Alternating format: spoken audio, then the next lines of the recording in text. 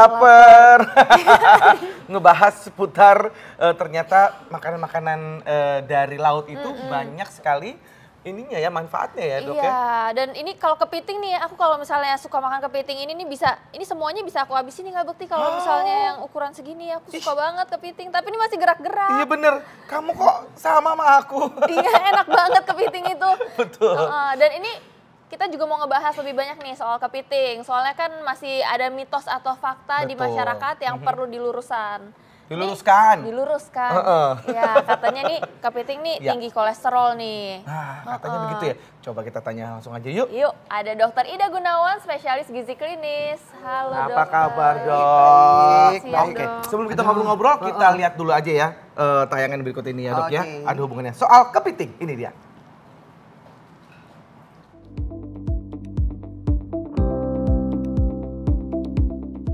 Kepiting. Anda pasti pernah menyantapnya, bukan? Rasa dagingnya yang khas membuat kepiting menjadi primadona hidangan laut di Indonesia. Bahkan, kepiting terbilang makanan mewah meskipun hanya sebagian kecil dari tubuhnya yang bisa dinikmati. Nah, kabarnya, selain lezat, kepiting juga memiliki kandungan gizi yang berlimpah. Mungkin karena kedua faktor itulah yang membuat harga kepiting cukup mahal. Kepiting sendiri adalah binatang yang termasuk dalam anggota keluarga krustasea berkaki 10.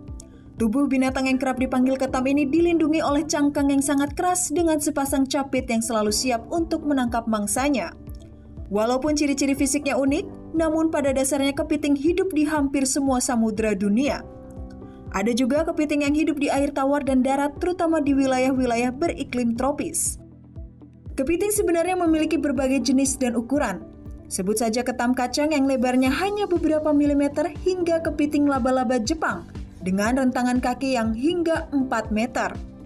Nah, bagi para pencinta kuliner, menyantap menu hidangan laut seperti daging kepiting seringkali menyebabkan kekhawatiran tersendiri. Masalahnya, daging kepiting sering dianggap menjadi pemicu naiknya kadar kolesterol dalam darah. Maka tidak heran kalau banyak orang justru menghindari sajian kuliner dari hewan bercangkang yang satu ini. Bisa seminggu 2 kali? Ya kalau saya sih nggak terlalu sering gitu, paling ya seminggu paling sekali sampai 2 kali lah. Seminggu 3 kali. Doyannya di saus padang? Ya paling kepiting di saus padang. Di saus padang. Kolesterol sih yang saya tahu. Makan kepiting paling kalau yang punya alergi gitu Mbak. Waduh kurang tahu tuh. Pertanyaannya sekarang, bagaimana cara mengkonsumsi kepiting dengan bijak agar kita bisa terhindar dari segala efek sampingnya, namun tetap mendapatkan nutrisi yang berlimpah dari kepiting? Saksikan penjelasan lengkapnya di Ayo Hidup Sehat.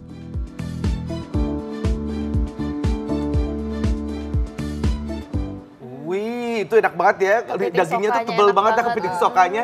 Dan tadi ada juga teman-teman kita yang ternyata mereka mengkonsumsinya sampai seminggu 3 kali, 4 kali. Nah itu ini yang ada fakta dan mitos yang beredar nih dok. Yang katanya kalau makan kepiting itu meningkatkan kolesterol. Itu fakta atau mitos dok? Nah ini adalah fakta. Fakta. Kok bisa pertanyaannya? Oh, kok nah, bisa? Satu kepiting ini ya, kepiting ini dia kaya akan protein yang pasti. Yang kedua dia kaya akan lemak, yang ketiga dia kaya akan karbohidrat. Nah, komposisi lemaknya juga banyak lemak yang jenuh selain dari lemak yang PUFA. Jadi lemak yang baik omega 3, 6 maupun omega 9 juga ada meskipun jumlahnya tidak terlalu banyak. Juga dia mengandung kolesterol. Jadi dalam 100 gram daging kepiting itu kolesterolnya kira-kira ada 80 sampai 100 miligram. Lumayan banyak ya dok. Iya cukup banyak. Nah jadi boleh nggak makan si kepiting ini? Boleh, tapi kira-kira jumlahnya. Nah nanti kita bisa belajar nih, orang makan kepiting selalu dikaitkan dengan kolesterol kan? Ternyata cara memasak kepiting itu juga ikut membantu menurunkan kadar kolesterol. Jadi cara memasaknya. Nah, cara masaknya. Nah, cara masak yang seperti apa yang paling baik? Jadi mereka sudah lakukan, ada yang direbus, Ada yang di steam, ada yang digoreng, ada yang diolah seperti kita bikin kepiting telur asin dan sebagainya. Ternyata yang paling rendah kolesterolnya itu pada yang di steam. Di steam itu kadar kolesterolnya lebih rendah. Iya, jadi misalnya yang tadi sekitar 80 sampai 100 mili dengan proses di steam atau dikukus, nah kolesterolnya bisa ikut menurun sekitar 10 sampai 20 poin. Jadi ingat kalau mau makan kepiting, pilihlah cara yang sehat, di steam ya. Ini tapi ngomong-ngomong nih Dok ya, ini masyarakat ada yang berpendapat katanya kalau misalnya makan kepiting terus bersamaan dengan makan madu itu bisa menyebabkan keracunan ini Dok. Fakta atau mitos? Mitos. Ya. Jadi kan hubungannya ya Dok? Nggak ada kaitannya ya. Banyak sekali orang beredar di masyarakat nggak boleh ya makan bahan makanan ini dengan ini dicampur nanti bisa serangan jantung. Itu ada juga yang bilang berada di masyarakat katanya makan kepiting, minum jeruk, nah itu bisa keracunan. Enggak ya. Mitos itu. Itu mitos. Jadi, itu betul hoax saya sering banget tuh makan itu minumnya jus jeruk. Itu emang yang enak begitu ya Dok ya. Jadi aman ya pemirsa ya, sekali lagi kalau makan kepiting sama es jeruk gitu. Soalnya ada yang kirim-kirim WhatsApp gitu loh Dok. Pokoknya yang broadcast, ini bahaya dicampur gitu. Udang sama kepiting terus campur sama minum air jeruk, pokoknya yang jeruk-jerukan gitu tuh nggak boleh, katanya bisa keracunan. Ternyata hoax. Mitos. Nah ini ada fakta dan mitos lagi nih Dok. Makan kepiting meningkatkan kesehatan tulang. Nah itu fakta atau mitos Dok? Nah ini fakta. Oh kenapa tuh Dok? Kok bisa? Kok bisa? Dan ternyata daging kepiting ini kaya akan kalsium, magnesium, juga fosfor. Jadi bahan-bahan seperti itu sangat bagus untuk tulang ya. Jadi tulang aku ini kuat loh Dok. apalagi ikut cangkangnya. Nah kalau orang nyeri sendi bisa sembuh Dok? Ya nggak ada kaitannya, itu kan kaitannya dengan minyaknya ya. Kok ini dengan kalsiumnya, jadi untuk tulangnya baik ya. Ini ada lagi nih Dok, katanya makan kepiting sebagai menu diet karena bisa menurunkan berat badan. Fakta atau mitos Dok? Ya ini mitos, kecuali makan bersama cangkangnya. Ya itu menu diet yang bagus.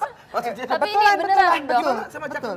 Jadi cangkangnya kepiting ini tinggi akan serat, namanya ketosan. Pernah dengar nggak? Ada cangkangnya. Jadi dia kaya akan serat, namanya marine fiber. Marine fiber.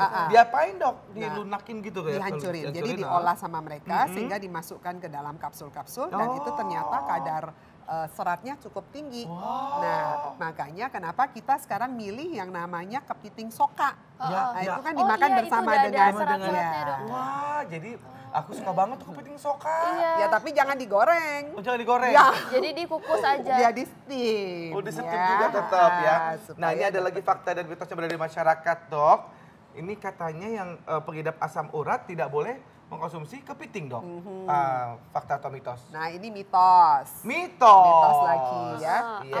Jadi boleh asam urat ya Dok? Boleh, tapi ingat selalu jangan berlebihan ya. Karena yang namanya asam urat memang banyak sekali kaitannya dengan bahan makanan dari laut. Contohnya ikan. Ikan laut pun dia tinggi akan purin ya. Dan purin itu sebetulnya boleh makan, boleh. Tapi nanti ada jumlahnya, makanya mesti diatur. Nah ini seberapa banyak Dok kalau misalkan yang asam urat itu ya, supaya aman? Seminggu paling diizinkan sebanyak 2 kali saja. Nah sekali makan kira-kira satu porsi antara 40 sampai 50 gram. Kalau 40-50 gram itu berapa, kayak kepiting segini ya? Dok? Kepiting ini ya ini nggak seekor, separuhnya ya. Kan dagingnya ya. Oh dagingnya ya, oke baik Dok. Oke, ini ada lagi nih Dok, konsumsi kepiting baik untuk kesehatan otak, mitos atau fakta? Nah ini fakta. Wow, kenapa tuh Dok? Kok bisa? Tadi saya sebutkan bahwa daging kepiting kaya akan protein, kaya akan lemak, dan kaya akan karbohidrat. Nah lemaknya tidak semuanya lemak kolesterol, dia juga kaya akan lemak yang tidak jenuh, yang baik untuk sel-sel otak, yaitu EPA dan DHA. Ya, DHA itu bagus untuk otak. Nah jadi bisa dipakai juga. Ya.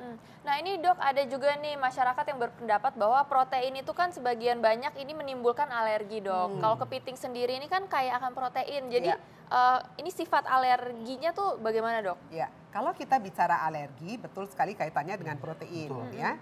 Dan alergi itu sifatnya sangat individual, jadi tidak semua orang sama ya. Jadi bisa aja Indra bukti alergi. Saya enggak, baik-baik aja. Jadi memang kalau untuk tahu pasti alergi apa enggak, mesti dilakukan tes alerginya. Ya, oh gitu. Jadi beda-beda ya, enggak semua orang itu akan menimbulkan alergi. Ya, individual sekali ya. Oke, baik dok. Nah ini mungkin boleh kasih tips buat kita nih dok, untuk orang-orang yang penggemar kepiting tapi yang mungkin dia terkena kolesterolnya, itu gimana supaya bisa tetap menikmati kepiting. Ya, baik. Jadi kepiting ini sebetulnya nggak usah ditakutkan seperti yang beredar di masyarakat seperti itu ya. Kepiting ini salah satu bahan makanan yang kaya akan protein, zat gizinya bagus lah, protein, karbohidrat, lemaknya juga cukup baik. Memang kolesterol dan natrium atau sodium atau garamnya cukup tinggi ya. Nah, salah satu cara mensiasatinya pilihlah kepiting yang kalau bisa dimakan bersama cangkangnya supaya seratnya lebih banyak. Yaitu salah satunya kepiting soka. Yang kedua, cara pengolahannya. Jadi pilihlah cara pengolahan yang bisa ikut menurunkan kadar kolesterol, yaitu dengan cara di steam. Jadi jangan ngolahnya pakai digoreng lagi, ditambahkan lagi ke kuning telur dan sebagainya. Nah, itu kan ikut menambah kandungan dari kolesterolnya ya.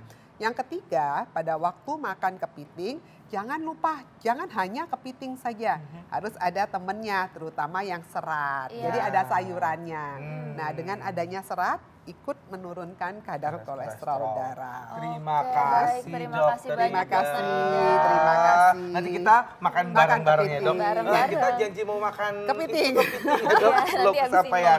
Cuman ini, tapi kalau kepiting dimakan pakai cangkangnya, itu kira-kira sakit gak ya di tenggorokan Kak Bekti? Ngomong-ngomong sakit tenggorokan ya, ada mbak pun namanya tuh Mbak Sandra, lagi susah nelennya gitu, kasihan deh, susah nelennya, kasihan. Waduh, ya udah supaya Mbak Sandra bisa ikut menyaksikan ya. Ini saat lagi kita akan bahas nih tentang sakit tenggorokan. Jangan kemana-mana, tetap di Ayah Hidup Sehat. Mbak Sandra nonton.